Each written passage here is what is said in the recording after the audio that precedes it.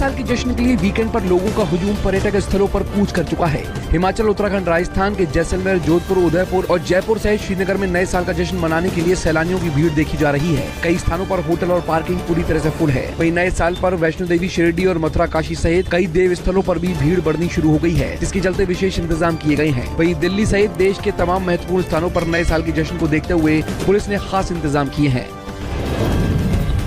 नागरिक उड्डयन मंत्रालय ने कोरोना को लेकर यात्रियों के लिए संशोधित कोविड दिशा निर्देश जारी किए हैं। ये दिशा निर्देश चीन और थाईलैंड सहित 6 देशों के यात्रियों के लिए RT-PCR नेगेटिव रिपोर्ट को लेकर है। मंत्रालय ने कहा है कि एयरलाइंस को निर्देशित किया जाता है कि वो अपने चेक इन कार्य क्षमता में बदलाव करें और केवल 6 देशों से यात्रा करने वाले अंतर्राष्ट्रीय यात्रियों को बोर्डिंग पास जारी करें, जिन्होंने एयर सुविधा पोर्टल पर स्व घोषणा फॉर्म जमा किया है।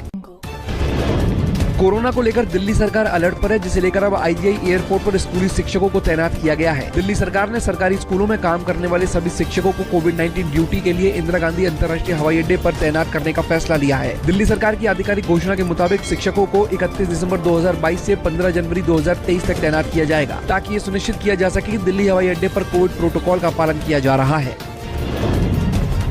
आज गृह मंत्री अमित शाह के कर्नाटक दौरे का दूसरा दिन है। अमित शाह आज सेंट्रल इंटेलिजेंस ट्रेनिंग इंस्टीट्यूट की आधारशिला रखेंगे। इसके बाद ITBP रेजिडेंशियल कॉम्प्लेक्स का उद्घाटन करेंगे और कार्यक्रम को संबोधित भी करेंगे। वहीं इससे पहले शुक्रवार को गृह मंत्री अमित शाह ने कर्नाटक के मांड्या से अगले साल होने वाले विधानसभा चुनाव का बिगुल फूका। एक जनसभा को संबोधित करते हुए उन्होंने कांग्रेस और JDS पर निशाना साधा और उन्हें भ्रष्ट और परिवारवादी पार्टी बताया। साथ ही उन्होंने कहा कि मैंने 2018 के चुनाव की शुरुआत इसी जिले से की थी।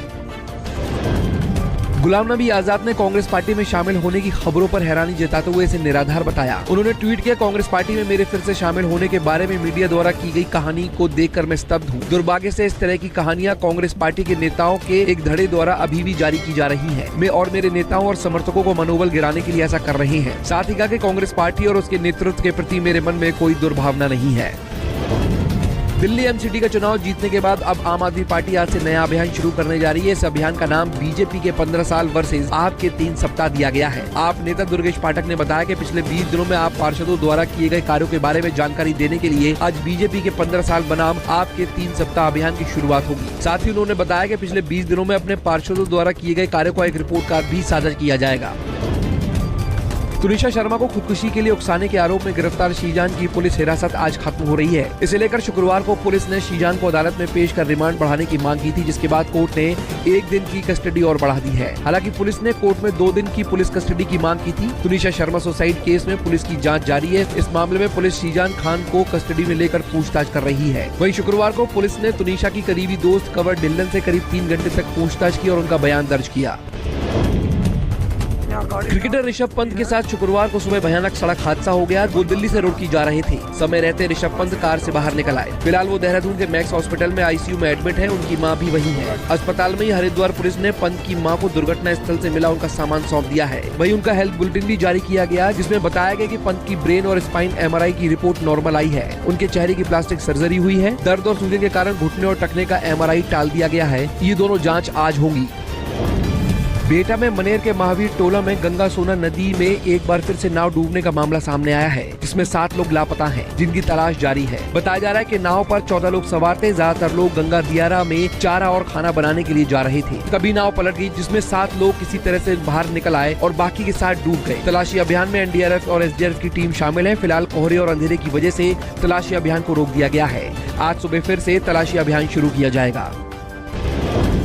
दिल्ली NCR में आज से कड़ाके की ठंड पड़ने वाली है, यह अनुमान जताया है मौसम विभाग ने।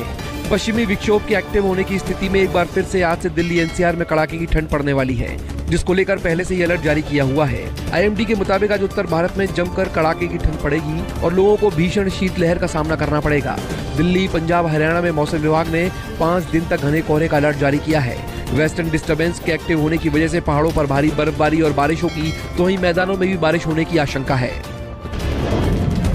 दिल्ली NCR की हवा फिर से खराब होने लगी है, जिस वजह से ग्रेप 3 लागू हो गया है। वायु प्रदूषण बढ़ता देख केंद्र सरकार ने वायु गुणवत्ता आयोग ग्रेप के 3रे चरण के तहत प्रतिबंधों को लागू करने का निर्देश दिया है। अधिकारियों ने बताया कि इसके तहत गैर जरूरी निर्माण और विध्वंस कार्यों पर प्रतिबंध लग जाएगा। दरअसल दिल्ली का 24 घंटे का औसत AQI शुक्रवार को 399 पर रहा, जो गंभीर श्रेणी से सिर्फ 2 पायदान नीचे है। इसके नए साल तक बरकरार रहने की भी संभावना है। नए साल के जश्न को लेकर दिल्ली पुलिस ने ट्रैफिक एडवाइजरी जारी की है। एडवाइजरी के मुताबिक दिल्ली पुलिस आज रात नए साल के जश्न के दौरान सुरक्षा सुनिश्चित करने के लिए राष्ट्रीय राजधानी में जिला और ट्रैफिक रूटों के 18,000 से अधिक कर्मियों को तैनात करेगी। कनॉट प्लेस में रात 8 बजे से ट्रैफिक प्रतिबंध लागू रहेगा। आज शराब पीकर गाड़ी चलाने वालों का चालान काटने के लिए एल्कोमीटर का इस्तेमाल किया जाएगा। एडवाइजरी के मुताबिक दिल्ली में 45 जगहों पर न्यू ईयर का जश्न होगा। इन जगहों पर रास्ते बंद रहेंगे।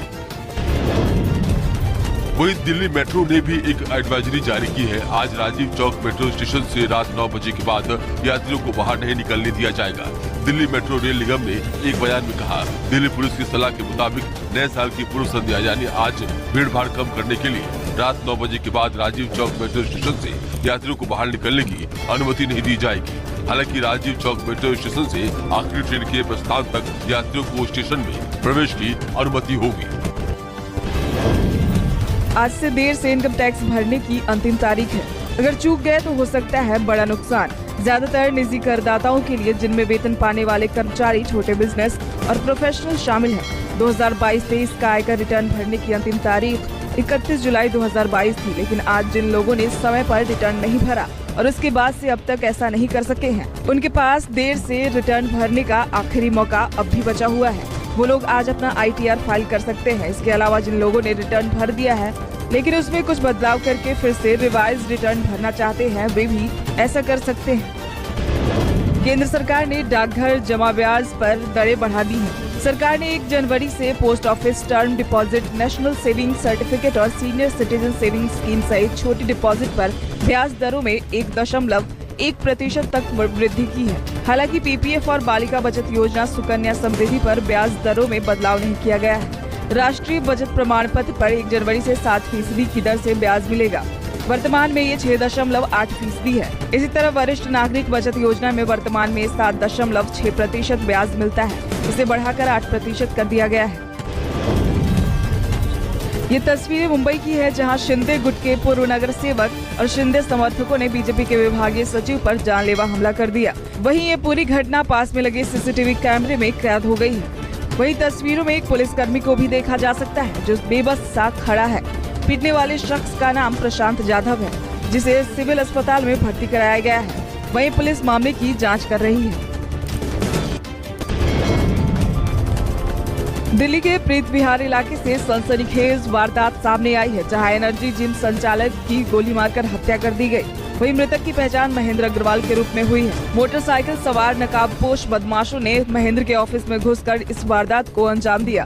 साथ ही दोनों बदमाश CCTV कैमरे में कैद हो गए हैं। CCTV के आधार पर पुलिस पहचान में जुटी है। हालांकि पुलिस ने जांच में रंजिश की आशंका जता रही है। पंजाब के लुधियाना में मंडी बोर्ड के पूर्व चेयरमैन दर्शन लाल लड्डू के नूरवाला प्रॉपर्टी दफ्तर में पिस्टल के बल पर लूट के मामले में पुलिस ने 3 बदमाशों को गिरफ्तार कर लिया है। वहीं इस मामले में शामिल 2 बदमाश फरार हैं, जिनको पकड़ने के लिए पुलिस लगातार दबिश दे रही है। बदमाशों की पहचान सिमरनजीत सिंह उर्फ सन्नी, राजन कुमार उर्फ राजा और करण कोहनूर उर्फ नूरमहल फाटक रोड के रूप में हुई है। वहीं पकड़े गए 3 बदमाशों से पुलिस ने 2 पिस्तौल, 3 जिंदा कारतूस और लूट की नकदी में से 15,000 बरामद किए हैं। जम्मू कश्मीर में बदलते मौसम के बीच लैंडस्लाइड की खबर सामने आई है, जहां जम्मू श्रीनगर नेशनल हाईवे के रामबान जिले के सेरी के नजदीक लैंडस्लाइड हुआ, जिसके चलते हाईवे कुछ देर के लिए बंद करना पड़ा। वहीं लैंडस्लाइड होने से काफी देर तक ट्रैफिक जाम लगा रहा। साथ ही गाड़ियों की लंबी कतार लग गई, जिससे यात्रियों को दिक्कतों का सामना करना पड़ा। हालांकि युद्ध स्तर पर इस लैंडस्लाइड को हटाने का काम किया गया और बंद हाईवे को यात्रियों के लिए बहाल कर दिया गया है। दक्षिण कश्मीर के कुलगाम से दर्दनाक घटना सामने आई है, जहां एक इनोवा कार की गहरी खाई में गिरने से इलाके में हड़कंप मच गया। बता दें, जवाहर सुरंग के पास यह सड़क हादसा हुआ। वहीं इस दुर्घटना के तुरंत बाद सेना और CRPF ने समय पर मदद और बचाव का काम शुरू किया। सेना और CRPF ने मिलकर रेस्क्यू ऑपरेशन चलाया और कार में सवार 7 घायल यात्रियों को बचा लिया है। वहीं घायल यात्रियों को इलाज के लिए अस्पताल में भर्ती कराया गया है। जम्मू संभाग के प्रसिद्ध पर्यटक स्थल पटनी टॉप में बर्फबारी हुई है। वहीं बर्फबारी के बाद तापमान काफी नीचे आ गया है, साथ ही चारों तरफ बर्फ की चादर बिछ गई है। वहीं इस बर्फबारी का इंतजार कर रहे लोगों में खुशी की लहर दौड़ गई है और पटनी टॉप में बर्फबारी का पर्यटक जमकर लुत्फ उठा रहे हैं। नए साल के स्वागत के लिए पर्यटक पहाड़ों पर पहुंच रहे हैं और ऐसे में बर्फबारी से सैलानियों को बहुत ज्यादा खुशी हुई है। असम के मानस नेशनल पार्क में दूर दूर से लोग दुर्लभ वन जीव को देखने के लिए आते हैं। वहीं मानस नेशनल पार्क का एक वीडियो तेजी के साथ वायरल हो रहा है। वायरल वीडियो में एक गेंडा मानस नेशनल पार्क में पर्यटक वाहन का पीछा करता हुआ दिखाई दे रहा है। बता दें, इस वायरल वीडियो की पुष्टि खुद वन विभाग ने की है। मानस नेशनल पार्क के फॉरेस्ट रेंज ऑफिसर का कहना है कि कुछ दिन पहले की घटना है, जिसमें एक गेंडा मानस नेशनल पार्क में पर्यटक वाहन का पीछा करता हुआ दिखा था। हालांकि इस घटना में किसी के हाथाहाथ होने की सूचना नहीं है। जम्मू कश्मीर में मौसम ने एक बार फिर गड़बड़ बदल ली है। जहां द्रास और लद्दाख में बर्फबारी हुई है, वहीं इस इलाके में बर्फबारी के चलते लोगों में खुशी की लहर दौड़ पड़ी है। वहीं बर्फबारी से पारा बहुत नीचे आ गया है। बता दें, जम्मू कश्मीर के पहाड़ी इलाकों में भारी बर्फबारी हो रही है। साथ ही नए साल के स्वागत के लिए लोगों का हुजूम पहाड़ों पर पहुंच रहा है। ऐसे में पर्यटकों के लिए ये बर्फबारी खुशियों में चार चांद लगा रही है।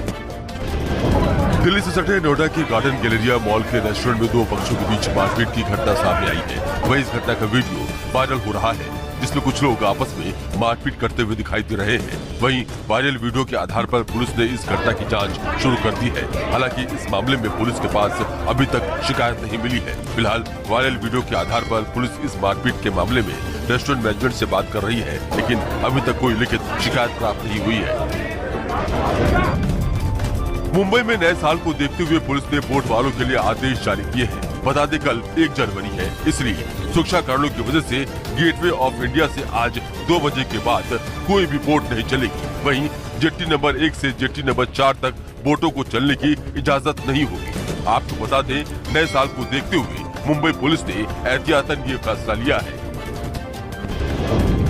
छत्तीसगढ़ के सारगढ़ जिले के टीमरलगा के पास एक दर्दनाक हादसा हो गया, जहां एक कार अनियंत्रित होकर पलट गई और सड़क किनारे खुली खदान में जा गिरी। वहीं इस हादसे में 4 लोगों की मौत हो गई। घटना की सूचना मिलने के बाद पुलिस और गोताखोरों की टीम मौके पर पहुंची। बता दें, कार में सवार 5 लोग खदान में भरे गहरे पानी में डूब गए। घटना के बाद कार सवार 15 साल की छात्रा ने किसी तरह तैरकर अपनी जान बचाई, जबकि 4 लोग नहीं निकल पाए। फिलहाल पुलिस ने चारों शवों को पोस्टमार्टम के लिए भेज दिया है। रूसी राष्ट्रपति पुतिन और शी जिनपिंग के बीच बातचीत हुई है। इस दौरान रूस ने ताइवान पर चीन के रुख का समर्थन किया। रूसी राष्ट्रपति व्लादिमीर पुतिन ने चीन की ताइवान पर पोजीशन को सार्वजनिक तौर पर समर्थन दिया और पश्चिमी देशों पर तनाव बढ़ाने के लिए उकसाने का आरोप लगाया। साथ ही उन्होंने कहा कि वो उम्मीद कर रहे हैं कि चीनी राष्ट्रपति शी जिनपिंग अगले साल की शुरुआत में राजकीय यात्रा पर रूस आ सकते हैं। हालांकि रूस ने इसकी तारीख के बारे में कुछ नहीं कहा। जिनपिंग रूस के आक्रमण की बात को लेकर सहज दिखे। चीन अभी तक आलोचना से दूर रहा है और शांति पर जोर दिया है। अमेरिका के पूर्व राष्ट्रपति डोनाल्ड ट्रंप के टैक्स रिटर्न सार्वजनिक किए जाएंगे। यहाँ सियासी हलकों में इसका बेसब्री से इंतजार किया जा रहा है। कांग्रेस की एक समिति ने पिछले हफ्ते ट्रंप के टैक्स रिटर्न जारी करने के पक्ष में मतदान किया था, लेकिन अभी भी टैक्स रिटर्न्स के संपादित हिस्से ही सामने आए हैं। डोनाल्ड ट्रंप के टैक्स रिटर्न्स का विवाद तब से चल रहा है जब वे राष्ट्रपति थे। आरोप है कि ट्रंप ने अपने लंबे कारोबारी करियर के दौरान टैक्स की चोरी की है। हालांकि ट्रंप का ये कहना है कि उन्होंने अमेरिकी कानून में मौजूद खामियों का फायदा भर उठाया है। हाथ में पॉलिथीन का गुब्बारा ले जाते ये लोग इससे खेलने नहीं जा रहे हैं, बल्कि इसमें रसोई गैस है और इसे ले जाना इनकी मजबूरी है। तस्वीरें पाकिस्तान की है। खाना पकाने के लिए सिलेंडर की जगह प्लास्टिक बैग में भरी गैस के इस्तेमाल का चलन अब बढ़ गया है। गैस पाइपलाइन नेटवर्क से जुड़ी दुकानों में थैलियों के अंदर गैस भरकर बेच दी जाती है। लोग छोटे इलेक्ट्रिक सक्शन पंप की मदद से इसका इस्तेमाल रसोई में करते हैं। पाकिस्तान में नेचुरल गैस के रिजर्व में कमी आ गई है। इस वजह से एडमिनिस्ट्रेशन ने इसकी सप्लाई घटा दी है। गैस की कमी से महंगाई भी बढ़ गई है और लोगों ने सिलेंडर खरीदना बंद कर दिया है।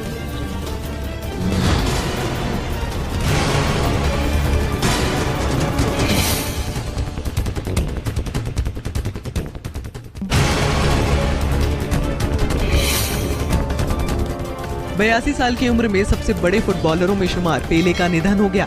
फुटबॉल जगत में ब्लैक पर्ल और किंग ऑफ फुटबॉल के नाम से मशहूर पेले ने 29 दिसंबर को अस्पताल में अंतिम सांस ली।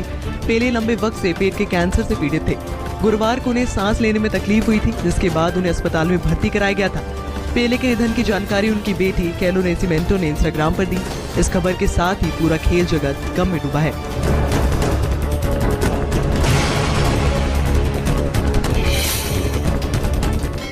म्यांमार की मिलिट्री कोर्ट ने